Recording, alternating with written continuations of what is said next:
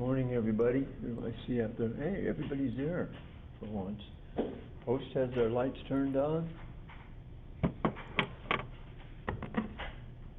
Bell Center's there. Bell Center's camera's a little bit out of position, so we get to look at an empty desk in front.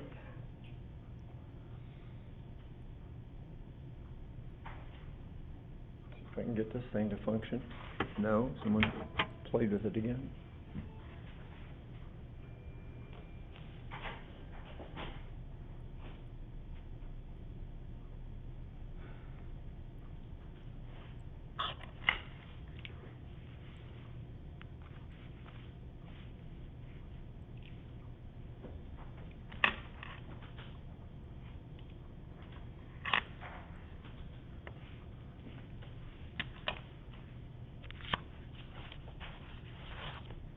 Over the last few days, I've been looking at Aaron Burr a lot. I put up an extra credit thing for you related to Aaron Burr. But I have to say that I've also just read a book by a very reputable historian who told a lot of the other side of the story and how vindictive Aaron Burr was after he left office as vice president, and the threats he made. Possibly they were serious threats, or possibly they were just out of anger.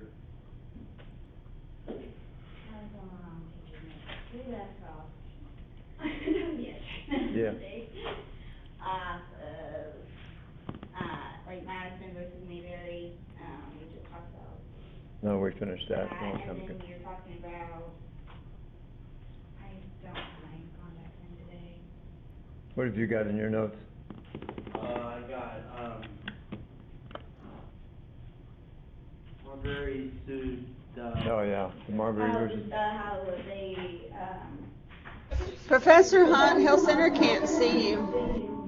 You cannot see me. Is that not terrible? Let's see what happens now.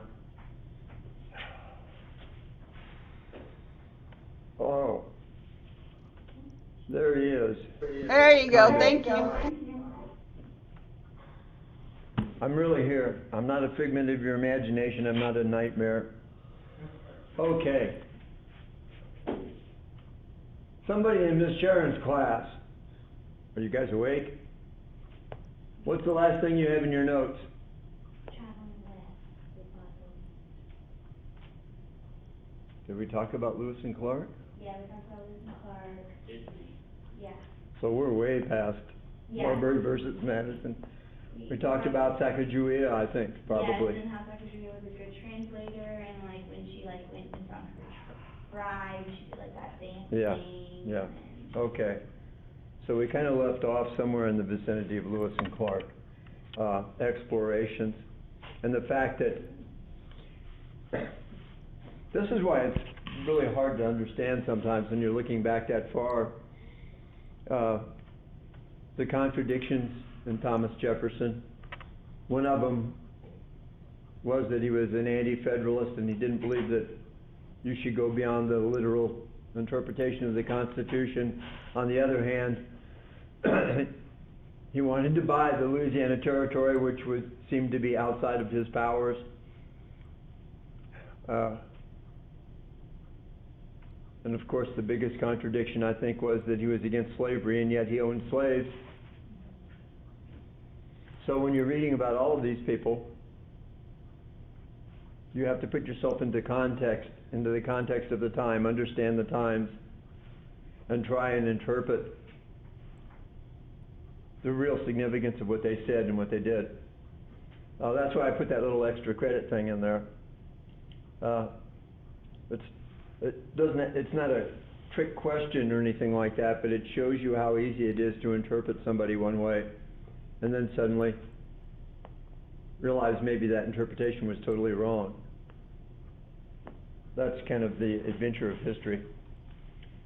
So let's take a look at, let's carry on with Thomas Jefferson and get through Thomas Jefferson as quickly as possible and move on.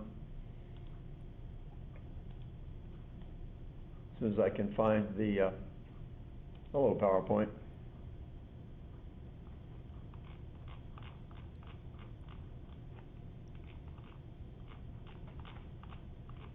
Where's my beautiful picture of Sacagawea? Do you guys even know that we have little small $1 coins? You don't see them very often.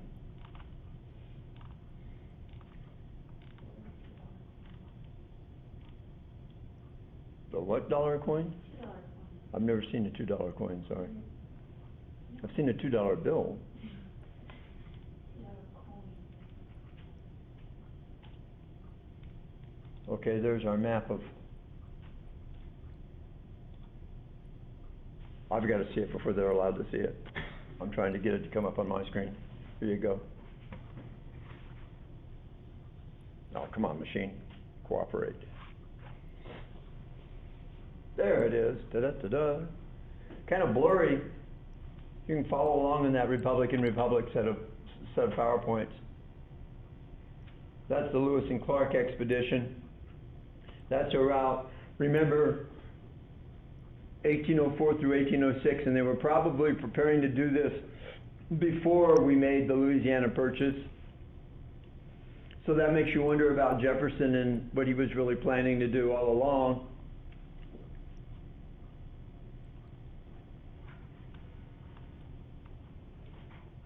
And then we have two other expeditions, one led by Zebulon Pike, Lieutenant Zebulon Pike, an Army officer, who was going west, a little bit further south than Lewis and Clark. And the idea, one of the purposes that he was going west for was to look for an alternate route that would take people west. And he ended up going through the southern part of what is now Colorado. Thus we have Pikes Peak. And then went down into Spanish territory and got himself captured by the Spanish. They tended not to like people that went into their territory, and they tended to treat them very, very badly, but he had a lot of letters and things like that from the President of the United States. So instead of treating him really badly, they just escorted him all the way back to the Mississippi River, helped him get across the Mississippi River, and said, please don't come back. I'm not sure how polite it was, but I wouldn't be surprised. It was very polite.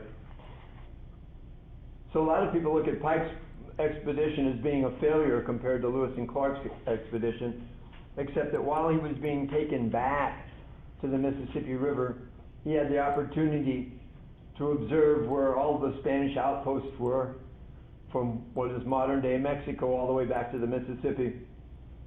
And as far as military is concerned, that's exactly what he went for.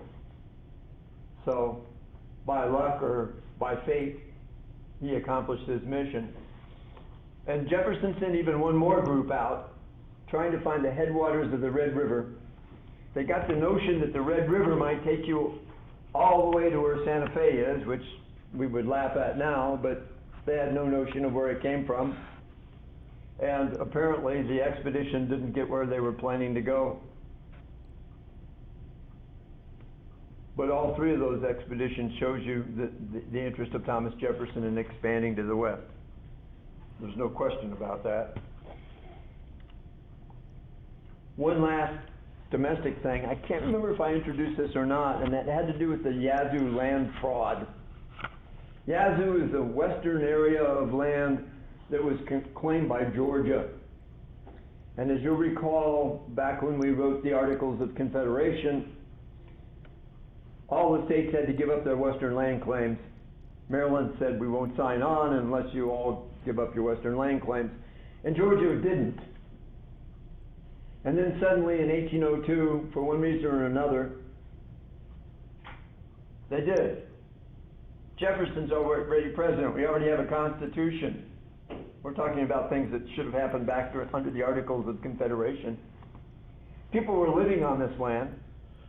People had settled it, bought it from the state, I suppose, and then sold it to other people. So who knows how many groups of people have lived on the land. And suddenly they're told the land all belongs to the federal government and it doesn't belong to you. which causes quite an uproar. Of course, most of the people in the country don't care because they don't live in Georgia, but the ones that are affected by it are really hurt. And so Thomas Jefferson comes up with a pragmatic solution. Of course, his buddies in the Tertium Quid don't believe in pragmatism. They want to stick to their ideals. They're anti-federalist through and through. But he says, why don't we compensate these people for the land that they've been on and been taking care of for so many years, or help them to buy the land? And immediately the Tertium Quid raises an uproar, complaining, how dare you do this? You're not in the land speculation business, Mr. President. You're giving our money away to people that live down in Georgia. How dare you do that? But he does it. And it's challenged in court. And it will continue to be challenged in court when the president goes out of office in 1809, beginning of 1809. And finally, in 1810, the Supreme Court will have a case called Fletcher versus Peck. Let me put that up there again so you can see it. John Marshall's still the Chief Justice. He's going to hang around for a long time before he's gone.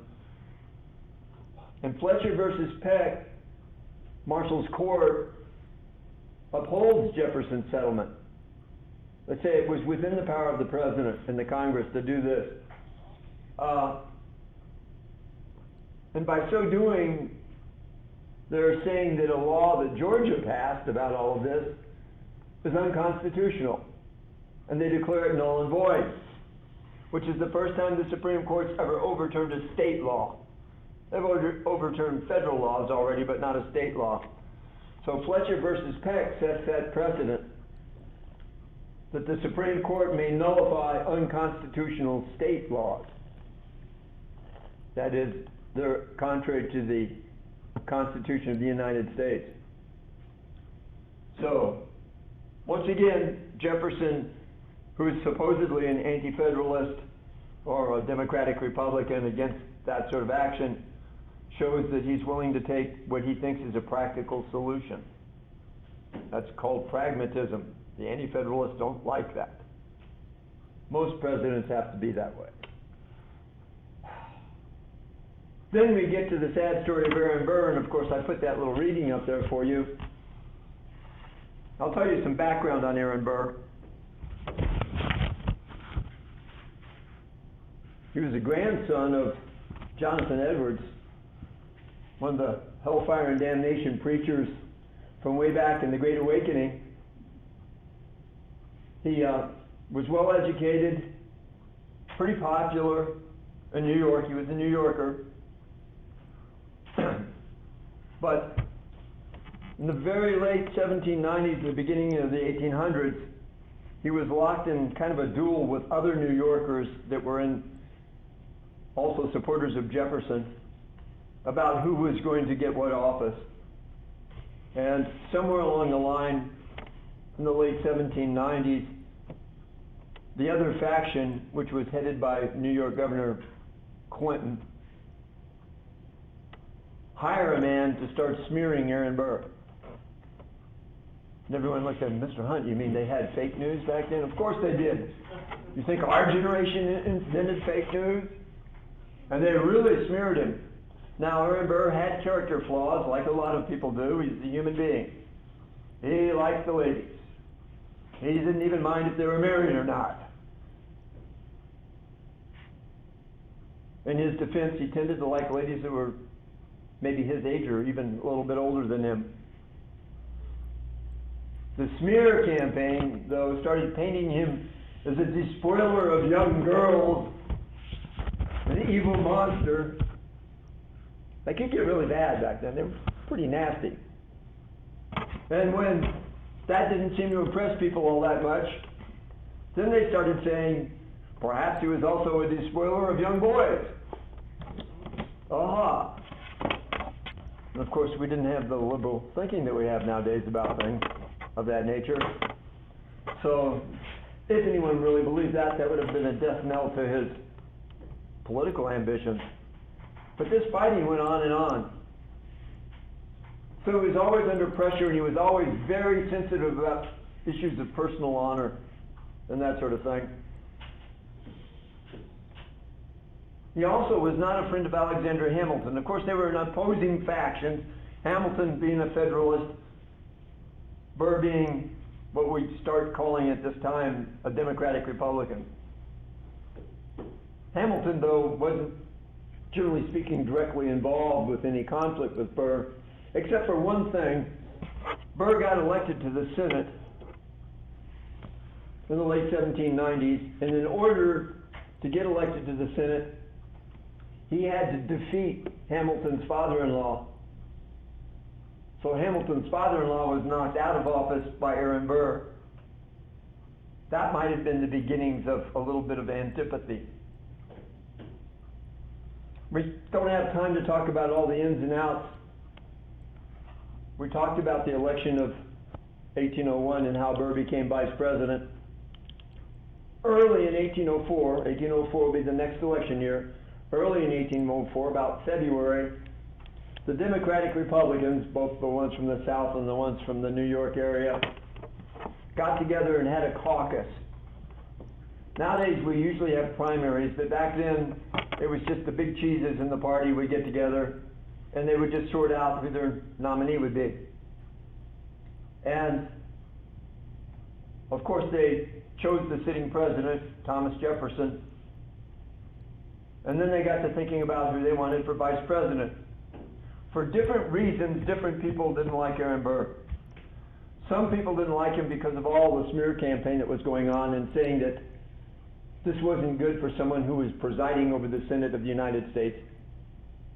Thomas Jefferson really didn't want him to be vice president either, but for a totally different reason. Thomas Jefferson really understood politics, and Thomas Jefferson wanted to serve another 4 years, and then he wanted to be followed by his own personal protege, James Madison, his close friend, his Secretary of State.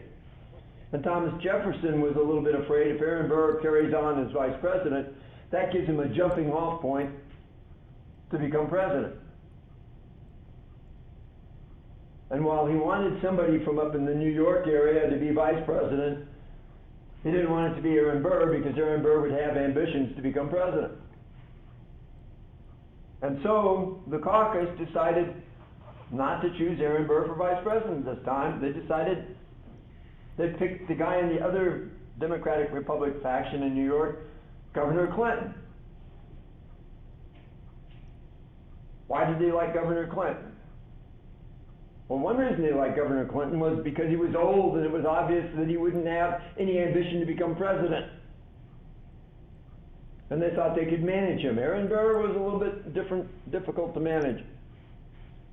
And so that's how it's going to be. So early in 1804, Aaron Burr already knows he's not going to be vice president. He's not going to get nominated. And so he starts looking at another job. If Clinton is going to get into the campaign to be vice president, he's going to have to give up his job as governor. So Aaron Burr decides, I think I'm going to campaign to become governor of New York. He's still the sitting vice president. He's not out of office yet. We haven't even had an election yet, let alone an inauguration of a new president. This happens in April of 1804.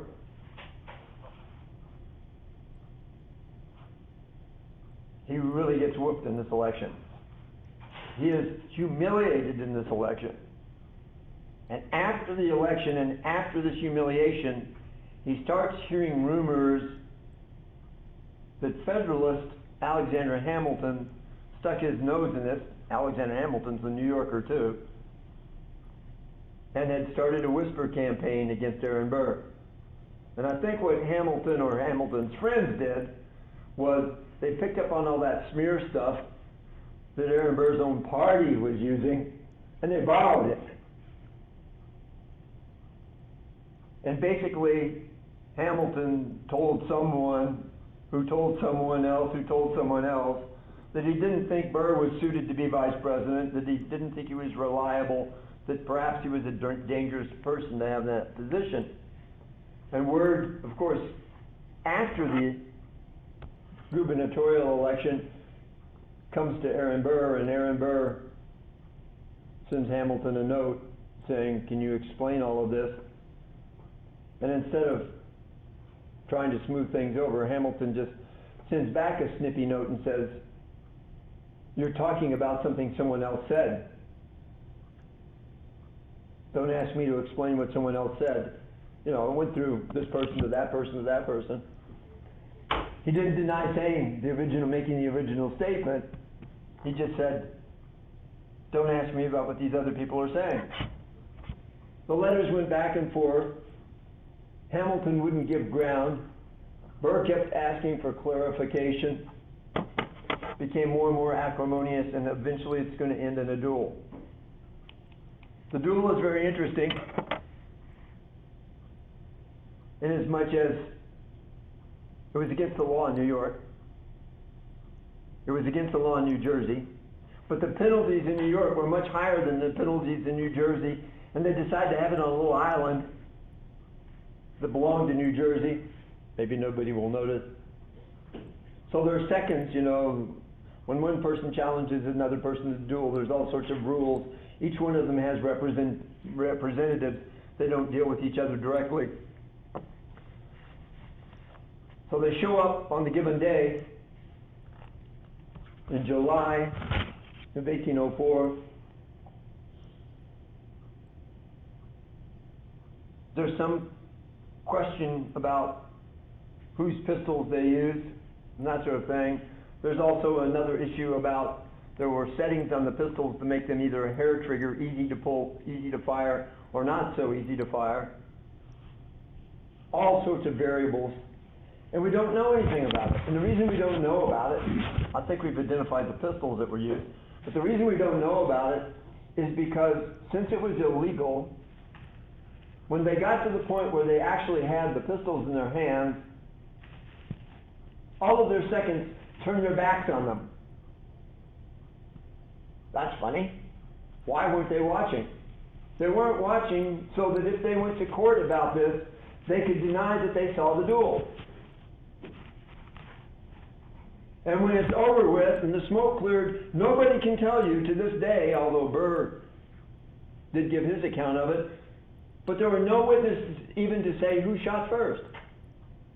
I know you've read in your little golden book of history that Alexander Hamilton shot first and shot up into the air so he wouldn't actually hit Burr. That wasn't really the custom. Gentlemen did that sometimes. They would shoot around, purposely not hitting the other man the first round. Then if the other man reciprocated, it was all over.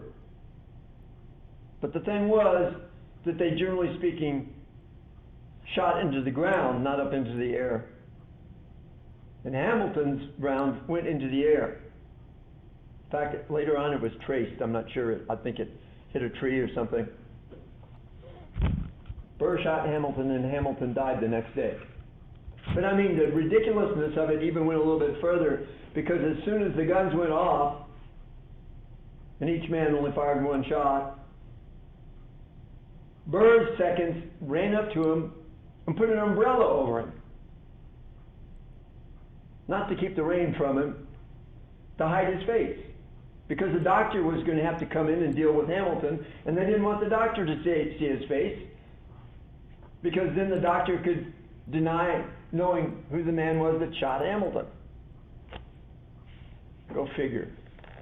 And of course everybody knew who shot whom, but they could deny it in court under oath. Burr leaves the area. He goes down south and stays with some friends. He's indicted for murder in New York because that's where Hamilton went. He didn't die immediately. He was taken home to New York and died. He was indicted for murder in New Jersey as well. Then he was charged with the secondary charge of illegal dueling in New Jersey. I guess they couldn't charge Hamilton because he was dead. Eventually it becomes obvious that no one's going to actually bring him to court.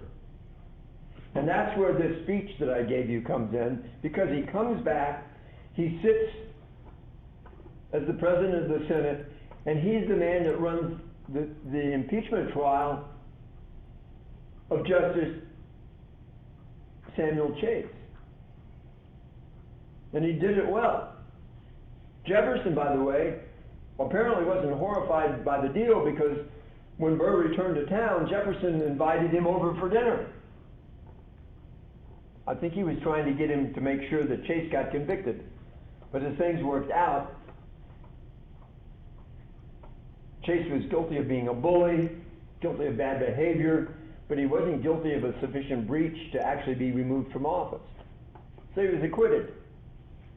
I will say along the way that Burr humiliated him, and it kind of changed Chase's approach to court. I think he only sat on one more case. But anyway, that's the beginnings of this Burr thing. Burr's out of office in 1805, and depending on who you believe, he made a lot of threats about things he was going to do to get even with Jefferson and all sorts of other people. And some fairly credible people were warning the government, watch out for Burr. Some of them weren't all that credible when you think about it. Some of them were adventurers. It became really hard to know who to believe. We didn't have modern media, so you didn't have a lot of really solid evidence. But whatever it was, Burr is going to go south, and depending on whose story you believe, he was going to try either to get the U.S. into a war with Spain, so that while the U.S. was fighting Spain, he could go down and grab some territory, or he was going down there to try and claim territory and have his own little world down there along the Gulf Coast. We really don't know. And he may not have been doing something against Jefferson. He may have been trying to encourage Jefferson to grab the land down south. We really don't know. And I've read two really good historians, and they offer all sorts of documentation and letters from people and things like that, and I still don't know. One of them paints Burr as a real lowlife, and the other one paints Burr as a victim. At any rate, he's going to eventually be arrested, brought back up to Virginia, stand trial for treason. And what you need to know about the Burr treason trial are two things that came out of the trial. At one point in the trial, Thomas Jefferson, who, by the way, really wanted Burr to be convicted, that would get him out of the way politically anyway, Thomas Jefferson refused to provide the court with some of the letters that he'd received about Burr. He claimed that this was the exclusive business of the president, and the courts didn't have the right to demand to see it. And we call that executive privilege. And that's something that we still argue about to this very day.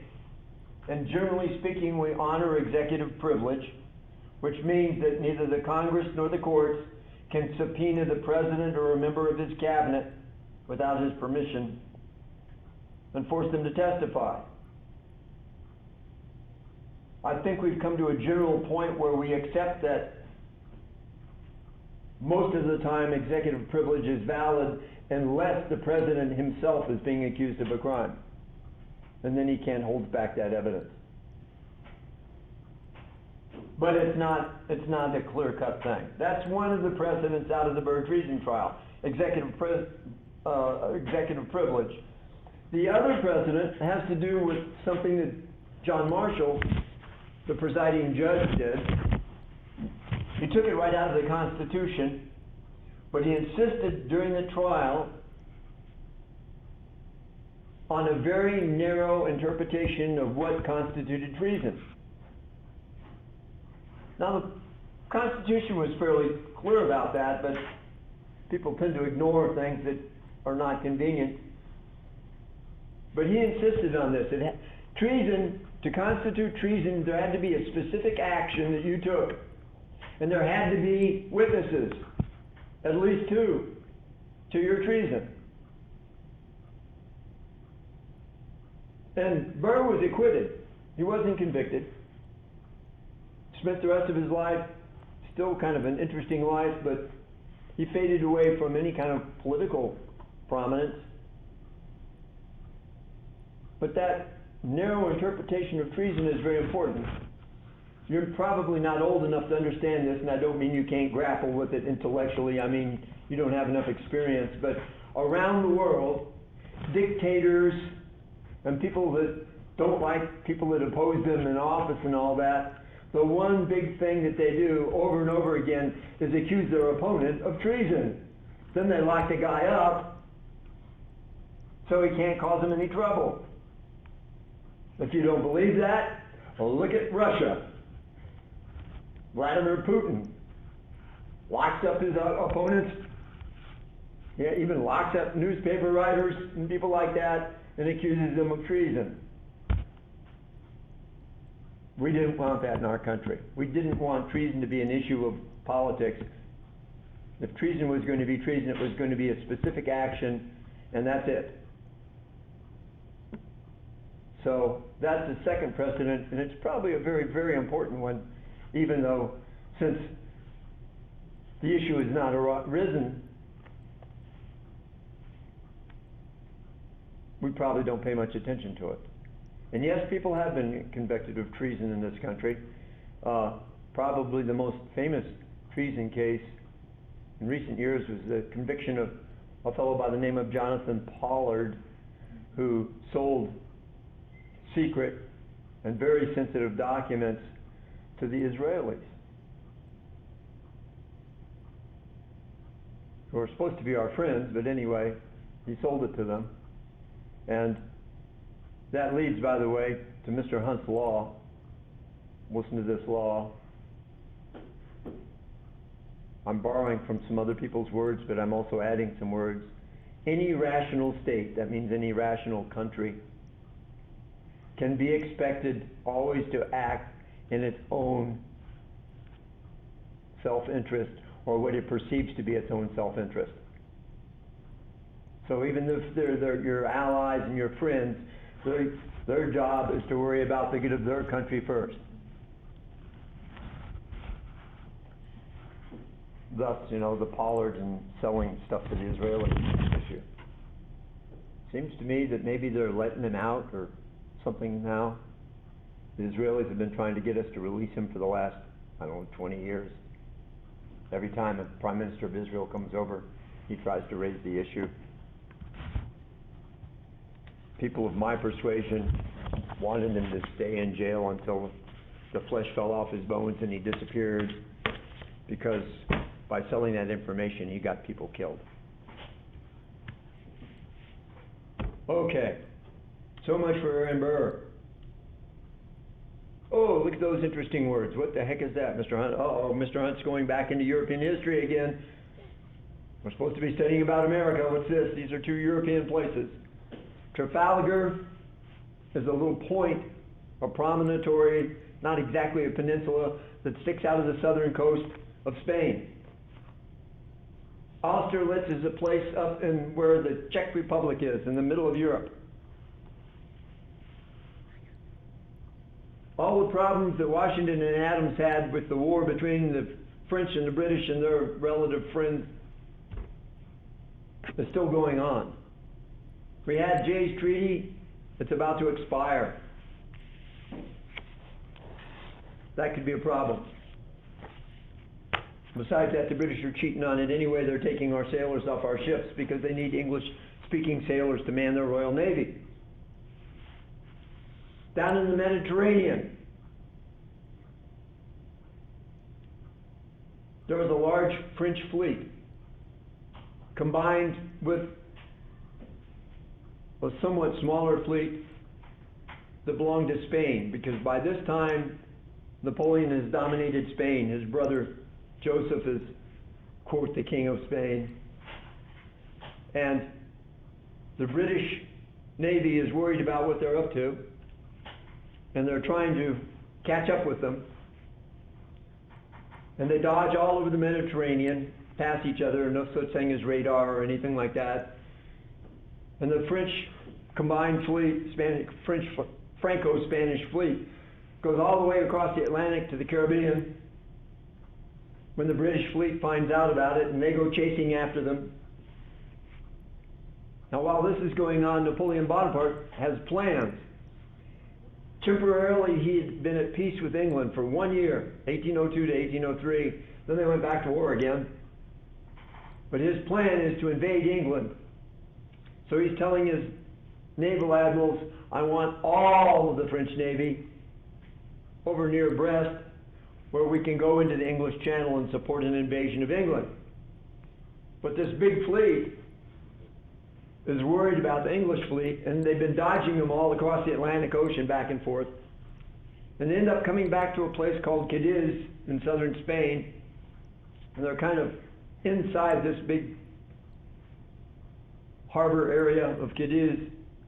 And Napoleon says, what are you doing? Get where I told you to get. And finally, the French Admiral Villeneuve can't resist anymore. He hears a rumor that there's a man coming down to replace him, so he decides he better follow orders. And he sails out of Cadiz. And the British Admiral, Admiral Nelson, finds out where he is. These big fleets had what we call ships of the line, really large ships with really large cannons on them. Ship of the line tended to have over 70 cannons on them. The French had some triple-deckers that had over 100 cannons on them, bigger than any of the British ships.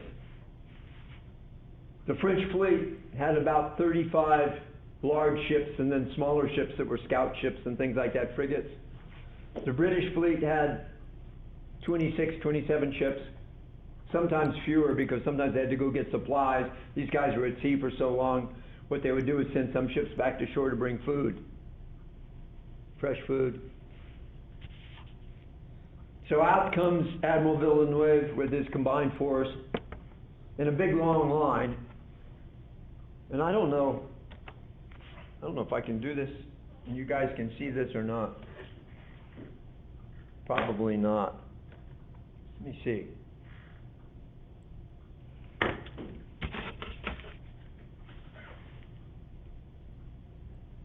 Trying to think how I can do this.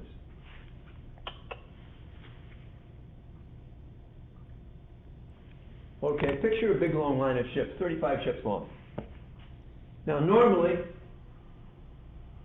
when they fought with wooden ships, because the cannons all pointed out to the sides, they would try and pass each other or go parallel to each other and blast each other into pieces. But Admiral Nelson decided not to do that. The thing's not on yet, so I don't guess I can do it. Admiral Nelson decided he didn't want to fight the whole combined French-Spanish fleet. So he arranged his troops into, maybe I can do this, I don't know if you guys, let me see if it's clear enough for you to see it. No, not terribly important anyway, it's just kind of neat.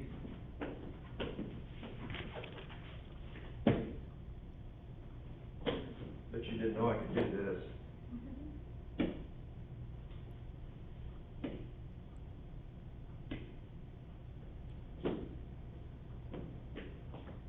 So here comes Villeneuve, like that. And instead of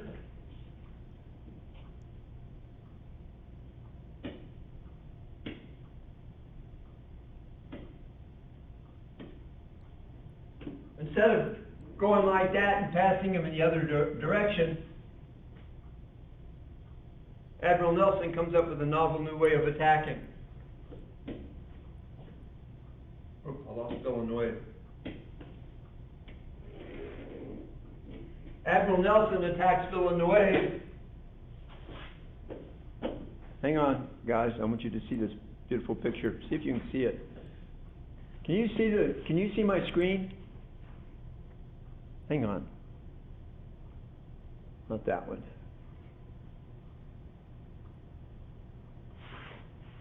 Okay, now let's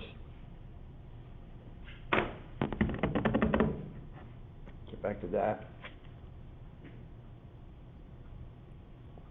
Okay. You can't see the line, can you? I don't know how to do it. Okay, I give up. At any rate, Nelson attacks him from the side. They call it crossing the T. He attacks from a perpendicular direction. He divides this big giant fleet into 3 pieces and turns on the centerpiece. He sinks 22 French and Spanish ships. He totally destroys the Spanish and French fleet. He himself is killed. But the English captured the Spanish admiral. It's really weird the way they were back then. The Spanish admiral's a prisoner of war. He goes over to England as a prisoner. He attends Admiral Nelson's funeral because Nelson is killed in the battle. Go figure. The guy that captured him, right? He goes to his funeral. The Spanish admiral that was there, he got away, but he died 3 days later because he was wounded. It was dangerous fighting in ships in those days.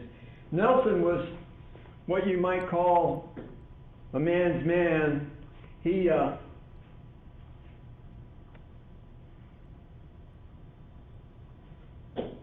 when he went into this battle, he was missing one hand and one eye already from fighting.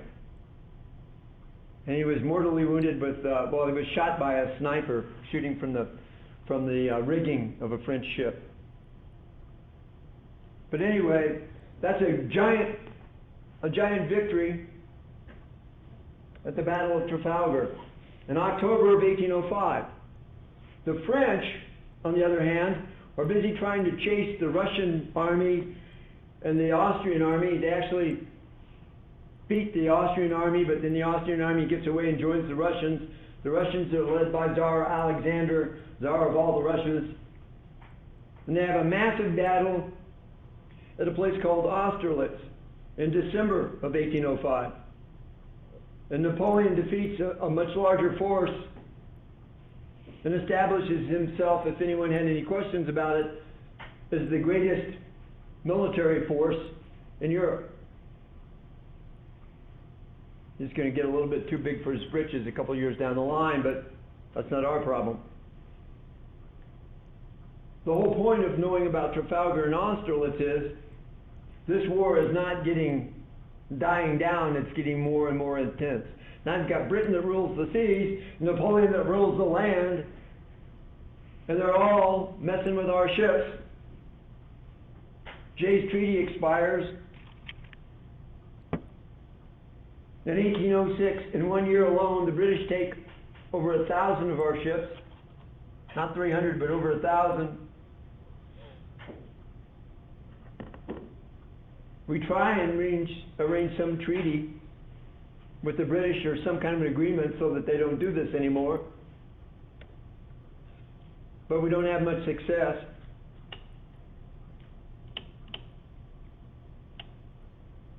And then the Britain's run by a council. It's not, the king doesn't make all the decisions.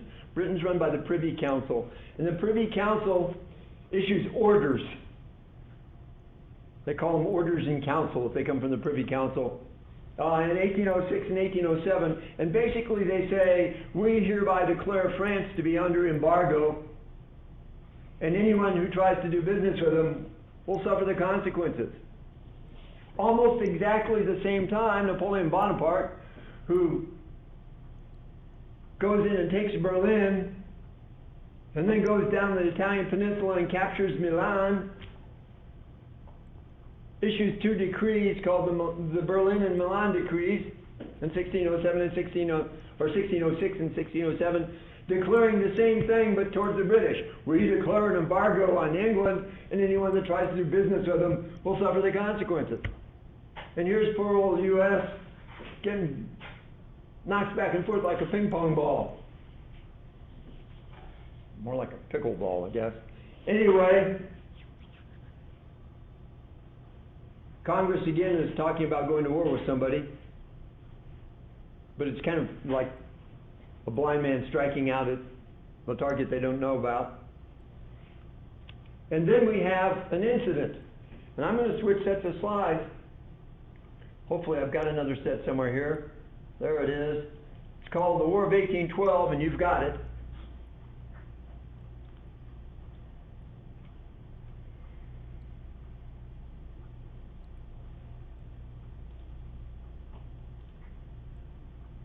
away.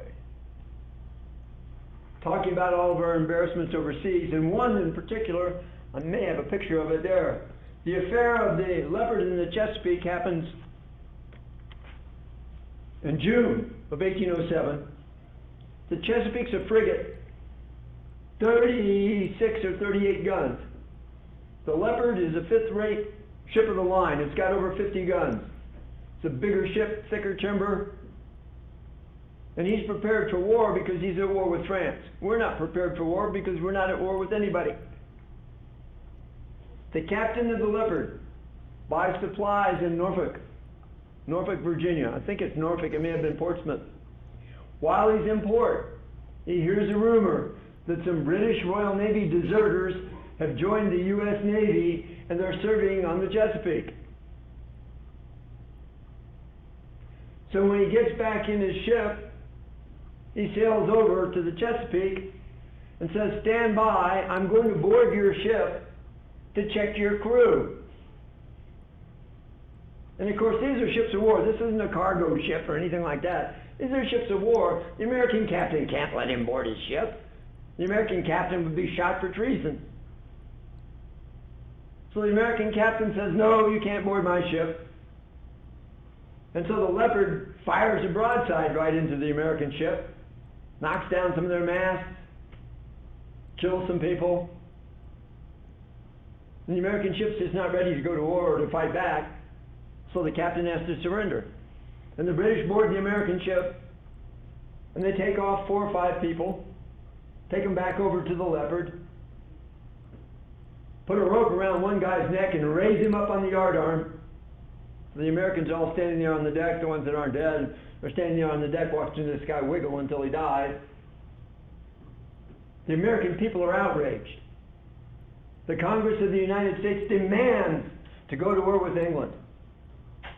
And just like John Adams, when the Federalist Congress demanded to go to war with France, Thomas Jefferson's going to have to tell Congress, we're not going to war with anybody. We don't have a real navy, we don't have an army, and we don't have any money. And he says, there's another way to influence them. And he declares an embargo. They pass an act in Congress, the Embargo Act. And basically it tells American cargo ships, you can't leave port. You can't do business with anybody overseas. He figures in 2 or 3 months, these countries are going to come to their knees because they'll suffer from not getting our stuff. But in fact, that doesn't work, and the only people that really suffer are especially the people up in New England who make all of their living by doing business overseas. They're outraged, almost rebellious. In fact, the president has to send law enforcement up to Boston to make sure they don't cheat on the embargo. That makes him incredibly unpopular, especially, of course, the Federalists. We're getting to the end of his presidency.